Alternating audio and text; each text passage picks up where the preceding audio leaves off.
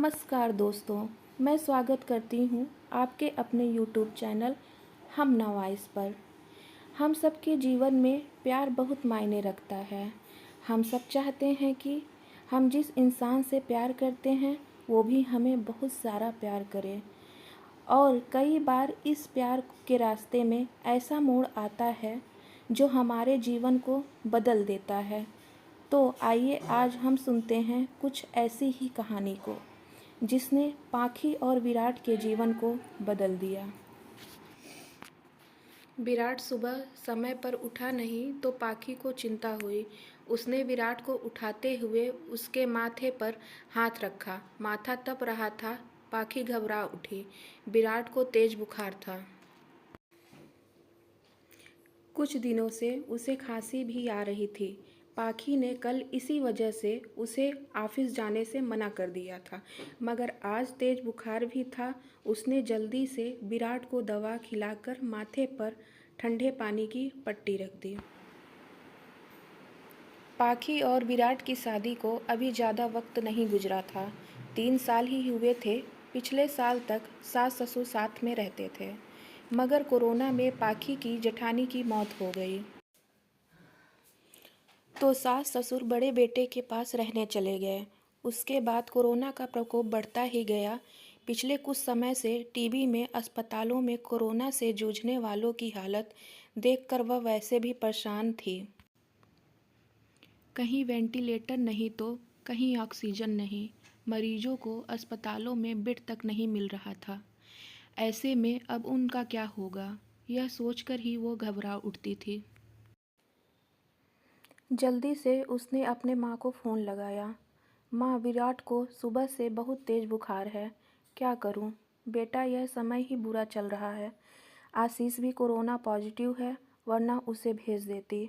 हम खुद उसकी देखभाल में लगे हुए हैं। तू ऐसा कर, जल्दी से डॉक्टर को बुला और दवाएं शुरू कर। हाँ माँ, वह तो करना ही होगा। मेरी सास की भी तबीयत सही नहीं चल रही है, वरना उन्हें ही बुला लेती। घबरा नहीं बेटी, धैर्य से काम ले, सब ठीक हो जाएगा। माँ ने समझाने का प्रयास किया। पाखी ने पति का कोरोना टेस्ट कराया। तब तक फैमिली डॉक्टर से पूछकर दवाएं भी देती रही। इस बीच विराट की हालत ज़्यादा खराब होने लगी। 2 अस्पतालों से निराश लौटने के बाद तीसरे में मुश्किल से बेड का इंतजाम हो सका। सास ससुर और जेठ भी दूसरे शहर में थे, सो मदद के लिए आ नहीं सके। वैसे भी दिल्ली में लॉकडाउन लगा हुआ था। रिश्तेदार चाहकर भी उसकी मदद करने नहीं आ सकते थे। आस पड़ोस वालों ने कोरोना के डर से दरवाजे बंद कर लिए। तब पाखी ने अपने दोस्तों को फ़ोन लगाया, पर सबने बहाने बना दिए। अकेली पाखी पति की सेवा में लगी हुई थी। अस्पताल में मरीजों की लंबी कतारों और मौत के तांडव के बीच किसी तरह पाखी खुद को बचाते हुए पति के लिए भाग दौड़ करने में लग गई। कभी दवा की पर्ची लेकर भागती तो कभी खाना लेकर, कभी डॉक्टर से गिड़गिड़ाती तो कभी थक हार कर बैठ जाती। उसे कोरोना वार्ड में जाने की इजाज़त नहीं थी। बाहर रिसेप्शन में बैठकर भी पति के ठीक होने की कामना करती रहती थी। उस पर पति की तबीयत अच्छी होने के बजाय बिगड़ती जा रही थी। उस दिन भी डॉक्टर ने पर्ची में कई दवाएं जोड़कर लिखी थी। वह दवाएं लेने गई, मगर जो सबसे ज़रूरी दवा थी वही नहीं मिली। अस्पताल में उसका स्टॉक खत्म हो चुका था। अब वह क्या करेगी? बदहवास सी वह अस्पताल के बेंच पर बैठ गई। बगल में ही परेशान सा एक युवक भी बैठा हुआ था। पाखी ने उसकी तरफ मुखातिब होकर पूछा, आप बता सकते हैं यह दवा मुझे कहाँ मिलेगी? मैं खुद यह दवा ढूंढ रहा हूँ। आसपास तो मिली नहीं। मेरे दोस्त ने बताया है कि नोएडा में उसकी शॉप है। उसने कुछ दवाएं स्टॉक करके रखी हैं, सो वह मुझे दे देगा। अभी जाने की ही सोच रहा था। पर्ची लाइए, मैं अपने साथ आपके लिए भी दवा ले आता हूँ। बहुत मेहरबानी होगी। सुबह से इसके लिए परेशान हो रही थी। पसीना पोंछते हुए पाखी ने कृतज्ञ स्वर में कहा, मेहरबानी की कोई बात नहीं, इंसान ही इंसान के काम आता है। बस इतना शुक्र मनाइए कि दवा वहाँ मिल जाए। कहकर वह चला गया। करीब 2-3 घंटे बाद लौटा तो उसके चेहरे पर परेशानी की लकीरों के बावजूद खुशी थी। यह लीजिए, बड़ी मुश्किल से मिली, मगर मिल गई, यही बहुत है। पाखी का चेहरा भी खिल उठा था। बहुत शुक्रिया। कितने की है? अरे नहीं, पैसे की ज़रूरत नहीं है। आप पहले यह दवा खिलाइए मरीज को। उस दिन के बाद से दोनों में बातचीत होने लगी। वह अपने भाई की देखभाल में लगा था और पाखी पति के लिए दौड़ भाग कर रही थी। दोनों का दर्द एक सा ही था। पाखी जब भी परेशान होती तो उसके कंधों पर सिर रख कर रो लेती। कोई चीज़ लानी होती तो सम्राट लेकर आता, पाखी को घर छोड़कर आता। धीरे धीरे तकलीफ के इन दिनों में दो अजनबी एक बंधन में बनते जा रहे थे। उनके बीच एक अजीब सा आकर्षण भी था, जो दोनों के इस बंधन को और मजबूत बना रहा था। एक दिन विराट का ऑक्सीजन लेवल काफ़ी घट गया। अस्पताल में ऑक्सीजन सिलेंडर नहीं था। तब सम्राट ने यह जिम्मेदारी अपने ऊपर ले ली। पूरे दिन कड़ी धूप और गर्मी में लाइन में लगकर आखिर वह ऑक्सीजन सिलेंडर लेकर ही लौटा था। उस दिन पाखी ने पूछा, आप मेरे लिए इतना कुछ कर रहे हैं, इतना ख्याल रखते हैं, मगर क्यों? मैं तो आपकी कुछ भी नहीं लगती, फिर बताओ ना, ऐसा क्यों कर रहे हो? पहली बात, हर क्यों का जवाब नहीं होता, और दूसरी बात, हम दोनों हमसफ़र नहीं हैं तो क्या हुआ, हमदर्द तो है ना। आपके दर्द को मैं बहुत अच्छे से महसूस कर सकता हूँ। आपकी तकलीफ़ देखकर मुझे दुख होता है। बस किसी भी तरह आपकी मदद करना चाहता हूँ। एक अनकहा सा मगर मजबूत साथ महसूस कर वह गमों के बीच भी मुस्कुरा उठी थी। धीरे धीरे विराट की तबीयत और भी बिगड़ गई और उसको वेंटिलेटर पर रखना पड़ा। अस्पताल में वेंटिलेटर्स की कमी थी। कई वेंटिलेटर्स खराब हो चुके थे। हताश सी पाखी ने सम्राट को फ़ोन लगाया तो पता चला कि उसके भाई को भी कहीं और शिफ्ट करने की नौबत आ गई है। आप चिंता न करो पाखी, मैं अपने भाई को जिस अस्पताल में लेकर जा रहा हूँ, आपके पति को भी वहीं लेकर चलता हूँ।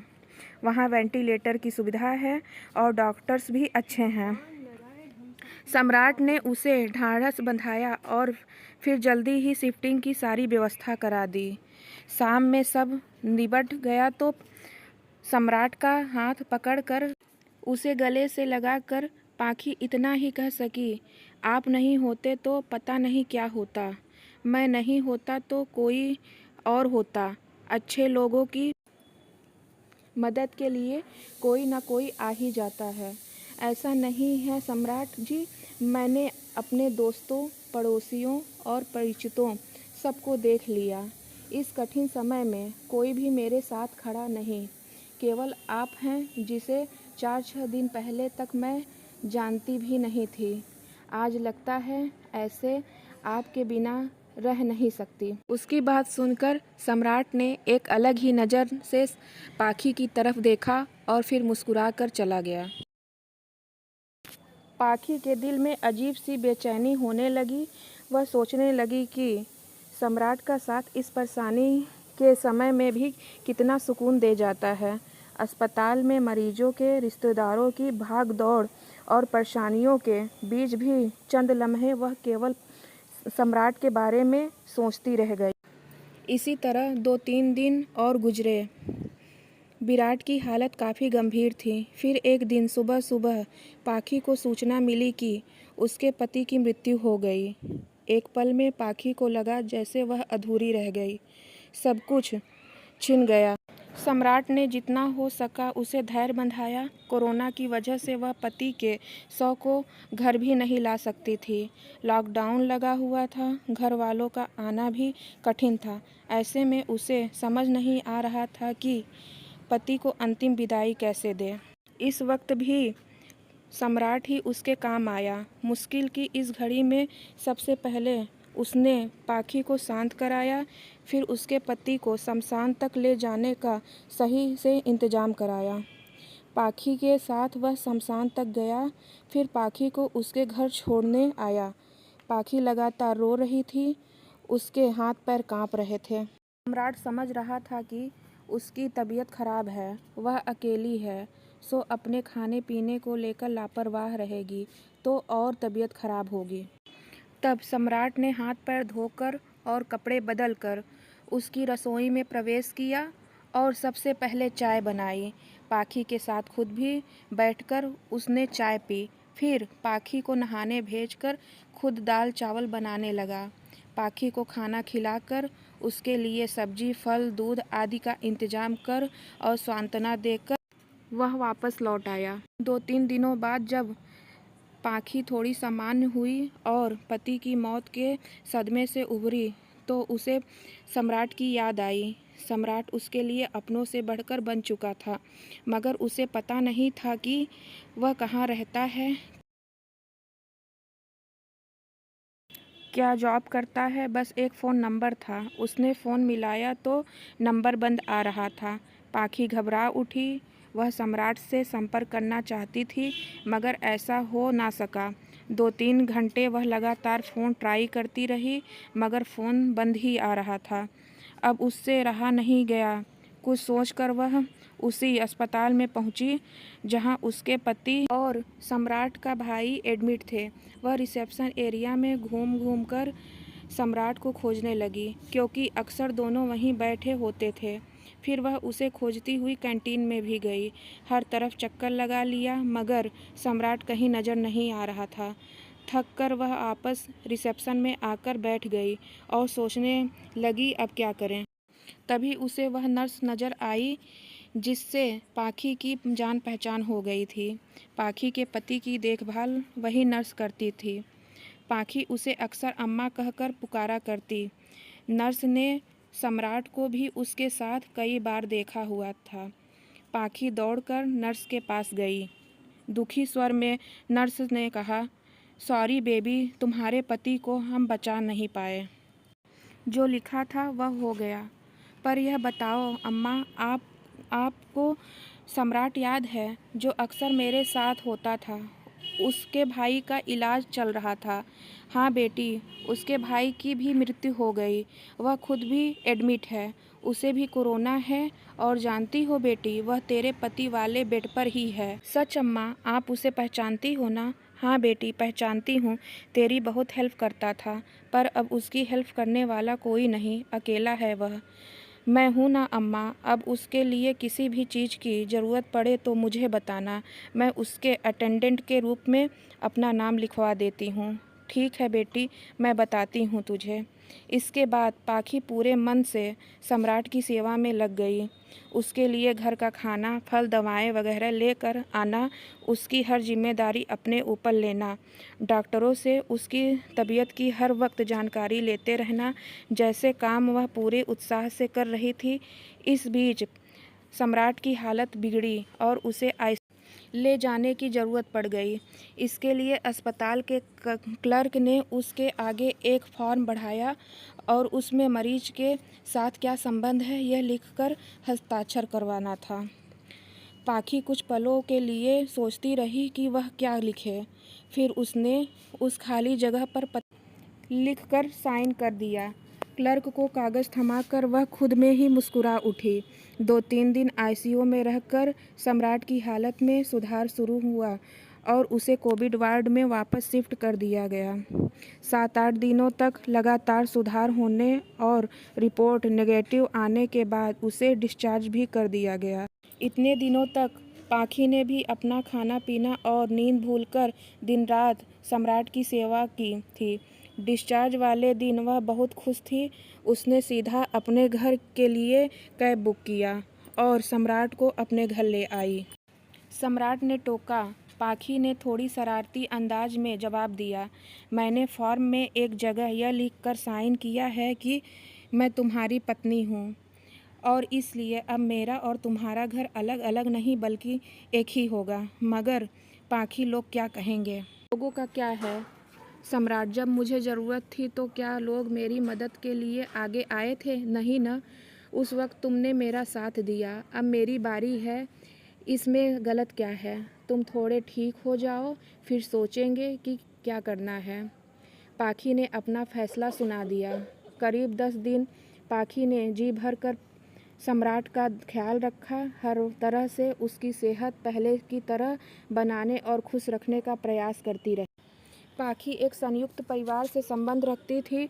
ससुराल में धन संपत्ति की कमी नहीं थी।